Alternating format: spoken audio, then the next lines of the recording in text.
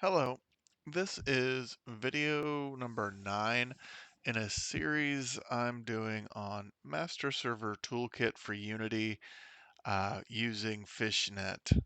And this is going to cover switching room scenes when you're using uh, basically using a project that's copied from the Master Server Toolkit demos use it for the basic rooms and lobbies, bridges for Fishnet.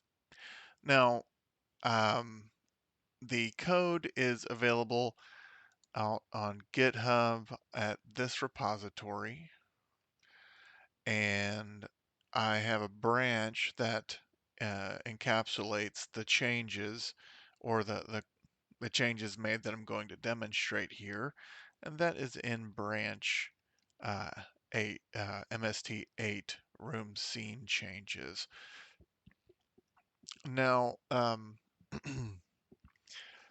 going to show a demo of what this is about. So I went ahead and started up the master server and spawner and two clients, and I have them both ready to join a room. Now, if you've been following along, you'll notice in previous videos, you'll notice now that there is a little drop down, a very humble little drop down at the bottom of this screen here that we can do switch between stages or levels or rooms or whatever for each game. So I've only have two here, Room Foo and Room Quux. Now Room Foo just has the same level that we've been seeing. Room Quux is just another level that's very basic with just a floor and a box and a ball in it. So I'm going to select Room Quux and start the game.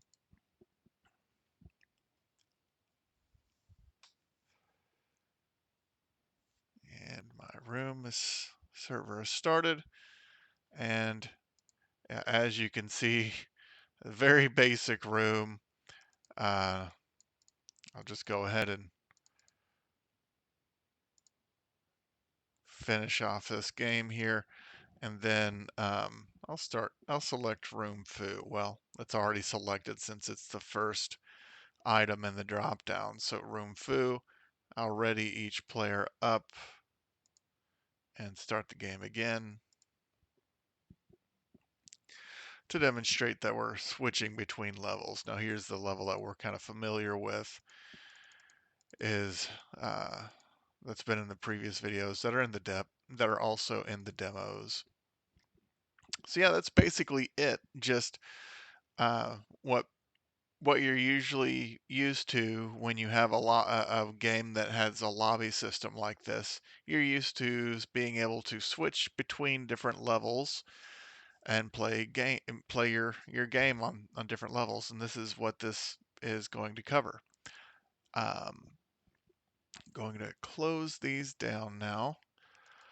Um, so the earlier videos in this series were kind of step by step because they're kind of geared towards people beginning with this tool set and getting familiar with it. So it seemed appropriate for me to do the step by step walkthroughs. However, getting later in this video series, really I have time constraints on myself. I can't really go through and try to make a polished video and do a step-by-step thing that's kind of geared towards beginners.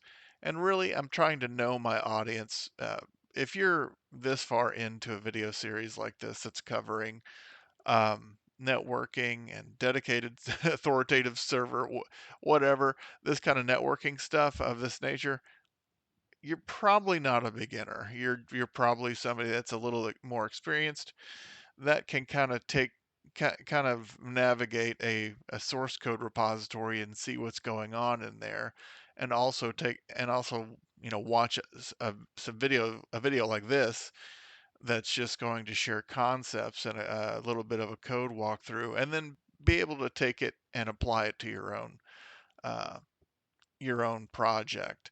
Um, so yeah, and that's exactly what I'm going to do in this. I'm just going to walk you through the code, and like I said, you can go on GitHub and look at it now and see what's going on. But I'm just going to walk through uh, kind of the gotchas and stuff that I've found when I was implementing this for my own project.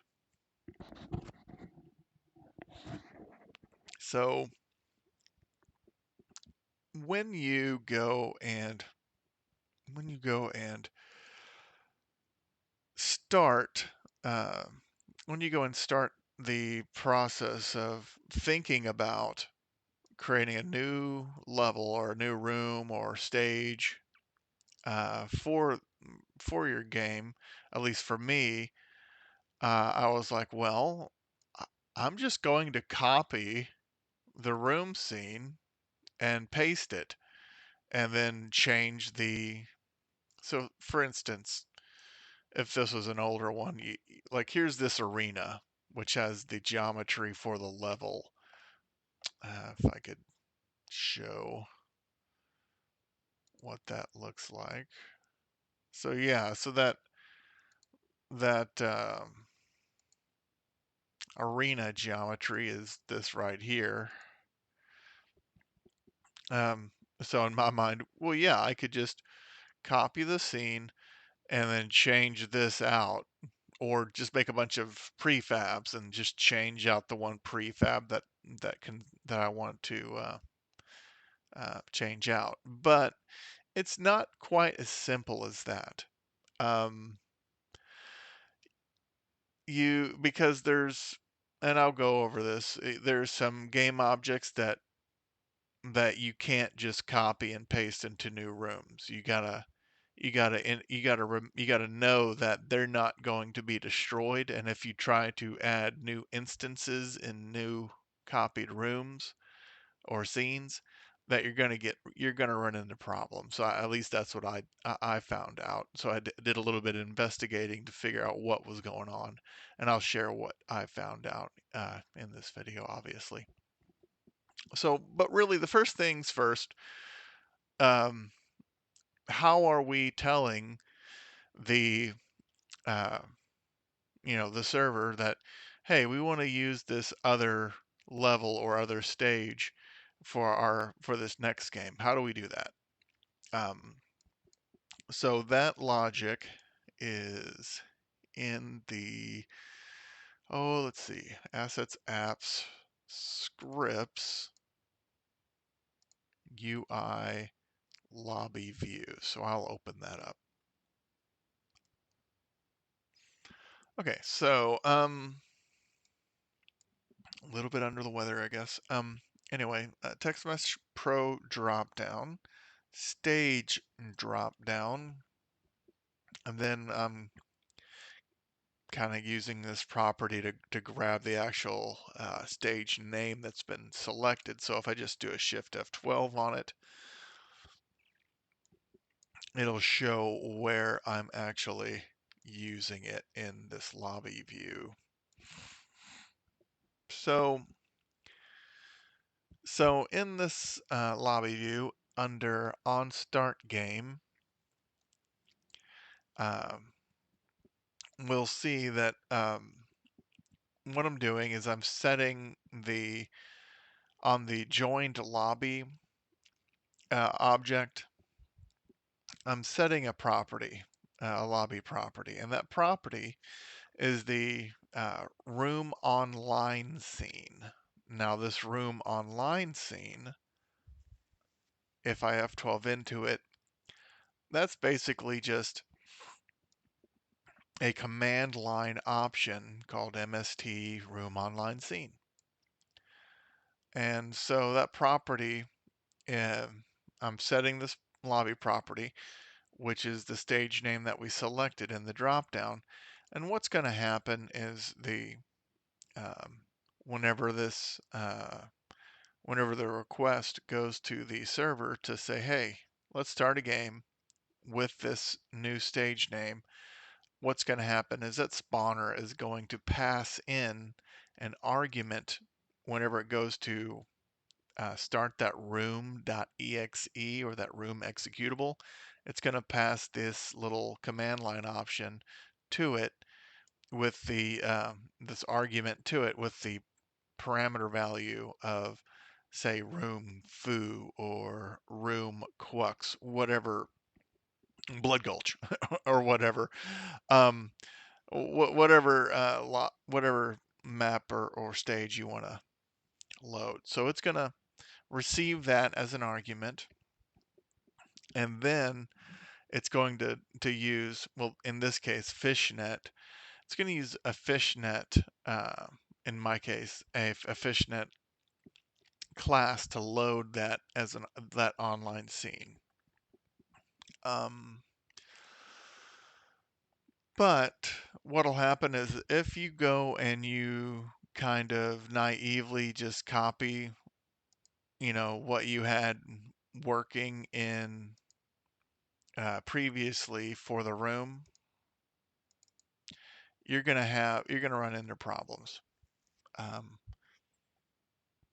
you'll see like room server already has a object that's already in the scene, so it's destroying the newest or something, some kind of weird error like that. You're gonna run into errors, but the thing is you need to understand what's going on here. So when an executable starts up, um, when I guess a Unity build starts or a Unity executable starts, it's going to use the first um, the first scene in its list of scenes. So if I for sake of demonstration, I'll go and I'll show you like these build settings. So here if I were to build this from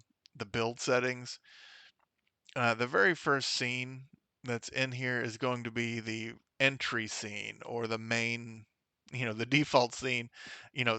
Whenever it's at index 0, that's going to be the first scene that loads whenever that executable starts up or the build starts up.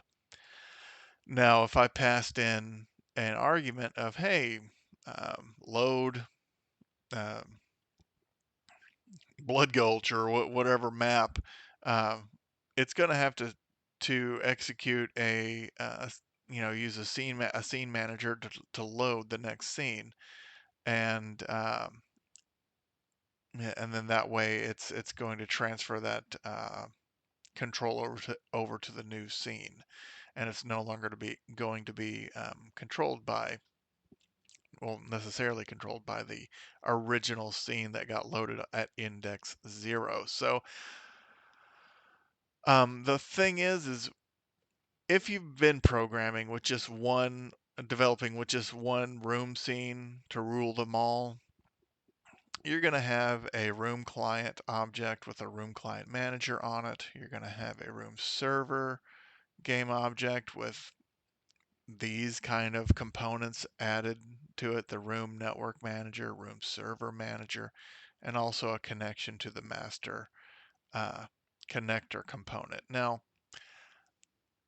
these three game objects and these components that are attached to these game objects in the original, in the startup scene or the room scene that's happens to be the startup scene in my case, these will not get destroyed. They're going to persist. So when you go to create a new room, you're going to need to make sure that these aren't on your new room scenes or stages. So connection to master, room server, and room client should only ever exist on this startup room scene. These other scenes, like room foo, for example, it's not going to have the room server or client or connection to master on it, because those will not be destroyed when loading this new scene, and you can still reference them and use them and everything. So So yeah, just make sure those only exist on your startup scene, your startup room scene, and not on these other scenes that you make. Um, so that way you don't run into any problems. Now, what I did, and I don't know, I mean, all I did was I created a bunch of prefabs. In my prefabs folder, I put a subfolder called room. So, and then I just drag and dropped all the objects that I knew that I was probably going to reuse in future room uh, derivatives or new, maps or levels, stages, whatever scenes. So that way I could just drag them back into that scene and then create my individual unique arenas per room. Um, I don't know. I don't know if I need to have the main camera as a prefab, but I did it. Uh, Same goes for directional light. Your mileage may vary. I don't know. You're gonna have your own hopes and dreams to realize in your game. So this is just what I did at the time. So um, and it's working, right? If I need to change it later, I will. I'm not saying this is the best ever. And if there is a better way, let me know. Um, so what's next? So explained how, for now, explained how I selected what room, a scene we're gonna want to play on, and how that's passed in as an argument using by the spawner. And then I explained that we can't just have every single component or object on each and every scene, that we have to kind of separate those based on what their purpose is, um, which are the things that don't get destroyed, which are the game server, game client, and connection to master on the main uh, startup scene. And what else do we need to talk about? Well, let's see. That might be it, really. This might be. Uh, I mean, I guess I could draw a picture about it, but I mean, why not? Hey. Actually, now that I think about it, some relevant changes if you're curious, relevant code changes that I made from the previous branches. Uh, I needed to change the way the game manager listened to the room server player joined events. So if we open up the game manager, you'll see that instead of referencing these uh, listening to these events using the Unity drag and drop approach onto the component, I'm actually in Awake, I'm finding the room server manager, and then I'm just going and using a on found room server manager that will take the room server manager, assign it to something private, and then yeah, I'm using code to add these listeners for the player joined and player left room. And then I had two other listeners that I ended up just not having anymore because I didn't need them. Uh, because at the life cycle or the stage of this method, we already would have the room server manager available, and the room options and controller were already available as properties off of the room server manager. So instead of having listeners that receive these as arguments, I'm just directly assigning them to private members. Um, what else? This little player registrations, I'm not sure if I'm going to keep it around or not, but this little player registration collection, I ended up significantly changing it. Instead of having some little object that tried to, uh, I don't know, combine these into one, I just made it a lot simpler and put just 3 different lists based on the type, and I just enhanced how I'm searching for these different data points based on the, say, the character, trying to figure out what the team for that character is. I just made methods to get that rather than trying to have some fancy all-encompassing player registration object from the last code. Um, then obviously in the handlers I had to kind of change how I'm querying that, and you can see that in the code. Um, what else? I think that's it.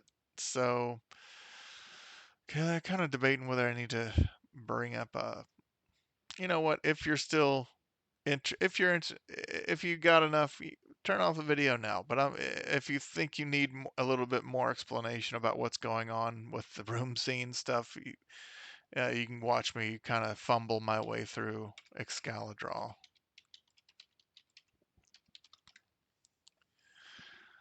Okay, so how these room scenes are, how this is kind of put together is, or how this works is, say we have our master and spawner.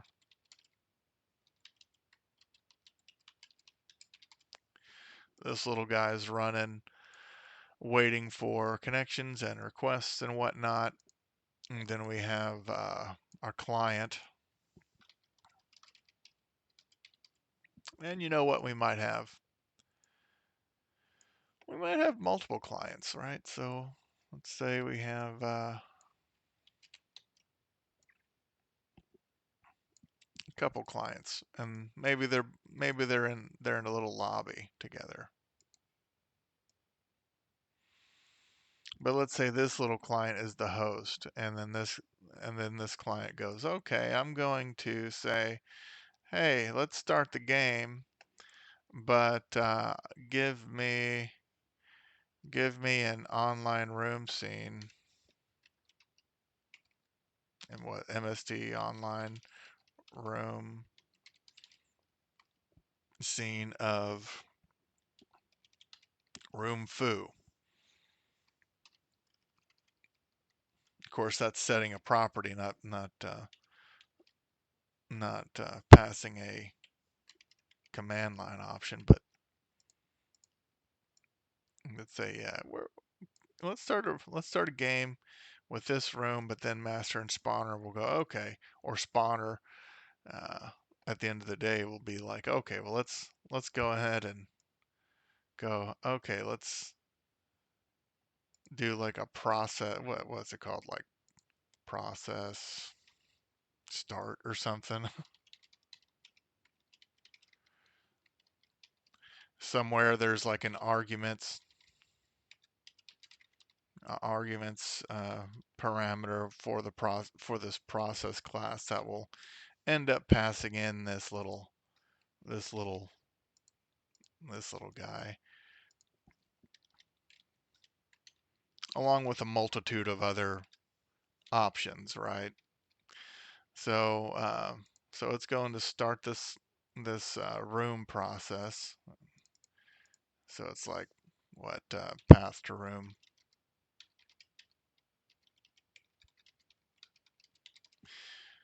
So it's going to do that here, but then finally then room wakes up.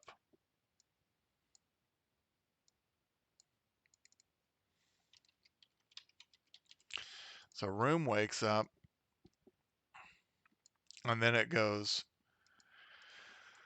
going to go, okay, well, let's find our first scene. Like it's going to start scene 0, or at 0 index, which happens to be, uh, in my case anyway, uh, room.unity. Um, and then in room.unity, this little guy is going to go, we're going to have like I think it's the room server. I don't know. Yeah, so this little guy is going to have, oh, yeah, so this little guy is going to start out with a room.unity scene going, and it's going to connect to the master first off, and it's going to have the room server and client modules running, or scripts or whatever running. And then the room server manager, I believe, is going to be the actual uh, thing that goes like, uh, you know what? Maybe I'll add a couple more little sub process boxes in here. So start room scene at index 0, which is the room.unity. And then this guy is going to be like room server manager. I think this is the one.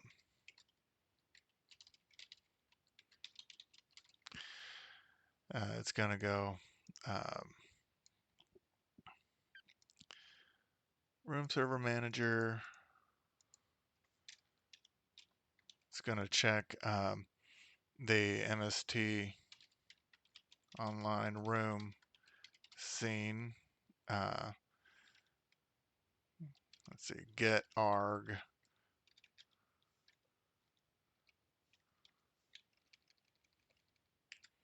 online room scene.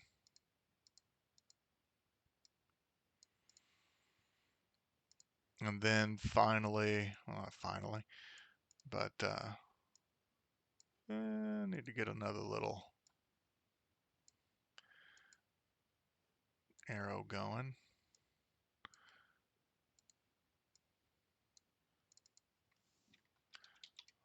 Load online room scene.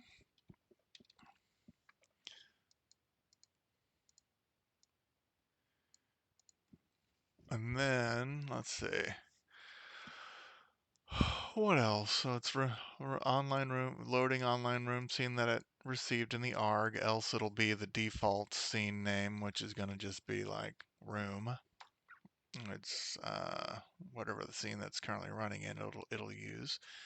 And then finally it'll go back and say, okay, everything's loaded. We're good to go. Master server will go, Roger. Let's get this lobby connected to this room server with our loaded room scene of Blood Gulch or whatever. I can't think of any other map names right now other than Blood Gulch. Sorry. Uh, and then, oh, you know what? Hey, I think I need to flesh this little chart out a little bit more. So my little theoretical Blood Gulch scene, that sucker will get loaded.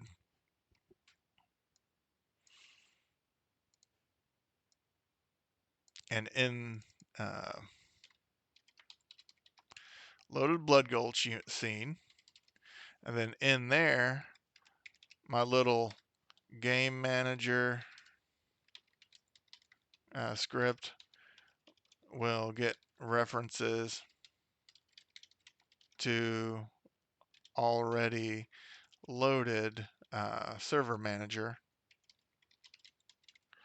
uh, in order to subscribe to like player, join, leave, events, etc. So that way you can have enough data to um, manage the games, really. And I think that's really it. Okay, so I think at this point I did remember one thing. So you will need one extra code change when you're adding these extra scenes, is you will need to visit your build scripts. So out in app, I guess mine is app. Oh, there's an editor. Yeah. Under app editor, it wasn't activated. So WinAppBuilder.cs. As you can see, I have these extra scenes added for my build room for Windows, but then it's also needs to be on the, like, say, build client for Windows. So basically anywhere that you are loading your startup room Unity, you need to add your extra rooms to those. So that way they're available. But yeah, okay, I think that covers it. All right, I thank you for hanging in there and good luck on your game.